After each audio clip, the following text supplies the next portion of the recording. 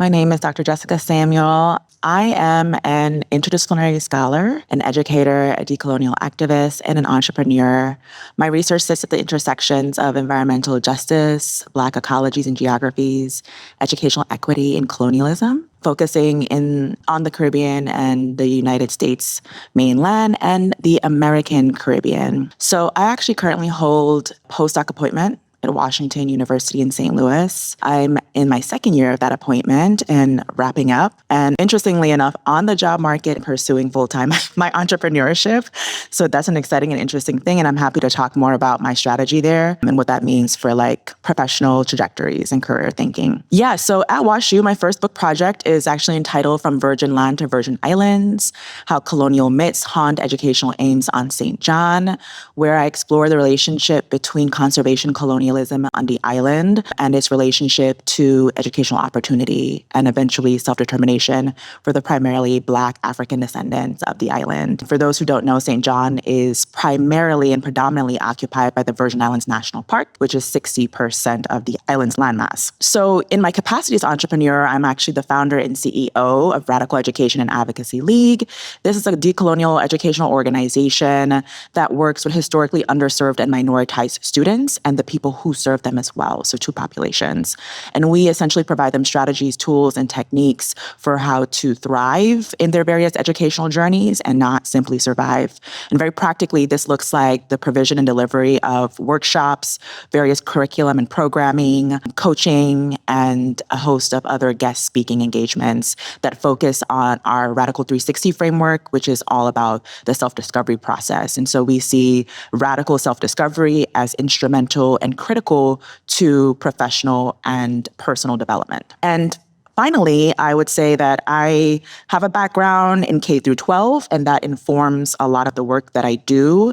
Prior to getting my PhD, prior to forming and founding this company, I was teaching high school English in St. Louis back in the day. So this is my second go around in the city. And that was very transformative and absolutely informs everything that I do, both in my research as well as in my business. So I'm happy to talk about that as well in detail. When I'm not writing, pontificating, facilitating, and speaking, I like to binge watch Abbott Elementary, The Morning Show, and now The Diplomat. So that's a little bit about me. So diving into professionalization, I'd love to know what your thoughts are about how professionalization opportunities and training are provided or not being provided to PhD students at your institutions. And there's a number of directions from which this could be approached. It could be your personal experience as a graduate student.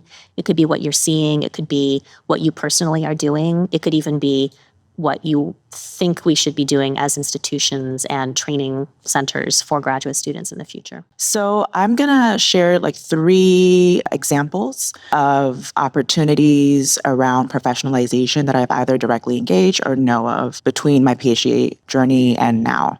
So first, I got my PhD in American Studies at Boston University. So American Studies in the house, literally. And one of the things that really framed my journey as a graduate student a few years ago was this real deep commitment to being place-based in my work and really thinking actively and critically about where I was and how I could further and very deeply and intentionally engage where I was. So yes, I was getting schooling in Boston at BU, but that should not and could not be the extent and breadth and depth of my engagement with that city. And so one of the things that I did was really turn to my network and think about all of the other connections I had. So namely, as a Mellon Mays undergraduate fellow, I thought about my connections through MMUF and the number of people in the surrounding Massachusetts area who belonged to that network and the kind of work that they were doing. I was also a Teach for America core member, so I was thinking very carefully about TFA, the network in Boston, the kind of grassroots education organizing work that they were doing and looking to be plugged in. So very early on, I joined so many education groups and organizing committees and ended up in Colorado doing policy and advocacy training with a whole bunch of educators from across the United States while being a graduate student, right? And so I saw myself constantly being exposed to professionalization opportunities that were outside of the very concrete and discrete realms of being an academic within the ivory tower. I was also thinking about my undergraduate network and thinking about the people who I went to school with and connecting to them, even my study abroad network, people who I had lived in Bahia with and I knew were from the area or still living in the area, and just having like relational meetings. So I'm getting into like the mechanics of how you do this, right? And this is really intentional because I think when we say like be, play, space, sometimes it can be so abstracted that people don't really know like what are the literal things that you do to make sure that you're grounding yourself. So just literally reaching out to folks who I knew and belonged to some network that I belonged to and asking them what they were up to and organically finding myself in all of these opportunities. And all of that actually ended up in one way or another to me getting policy fellowship through Leadership for Educational Equity, which is an alumna organization for specifically TFA core members, right? But I had not known that they were working so actively in the area until I reached out to TFA. And I ended up serving for the Massachusetts Department of Elementary and Secondary Education for a summer internship or fellowship, which eventually turned into an appointment by the Commissioner of Education on the board for the Racial Imbalance Advisory Council. And I served on that board for over 6 years. And that was one of the most incredible opportunities of my life. And my appointment happened while I was yet in graduate school. So really thinking about how all of these, like the cartography of my network and my connections led to a literal position as a summer gig and then an even more substantial civic appointment. The second thing I want to mention is what BU specifically was doing by way of professionalization. So we have the Bush Center at BU, which is a BU Center for Humanities. And they are quite renowned in that the scholarship that comes out of the center is really phenomenal, but also they have been thinking very expansively and imaginatively about how to professionalize graduate students. And so one of their biggest programs is actually an internship program where various graduate students from across arts and sciences can apply to basically be paired with an internship opportunity in the city of Boston. So folks are paired with the mayor's office, with the Boston Athenaeum, with the Contemporary Art Museum, with the Massachusetts Historical Society. Literally, there were just like all these various posts. And it was competitive, right? Because there's probably like 1 to 2 positions per placement. But it was such an incredible opportunity for graduate students to effectively put into application their research and analysis skills and also develop other skill set. And I know that that's something that has received such high praise and folks continue to enjoy. And I believe the program is still running and has proven to be a pathway for folks to actually gain employment after graduation because they've already developed those connections and have been previously employed. Now, the third example comes from my own work. So through REAL, we have what is called the Liberatory Career Design Program.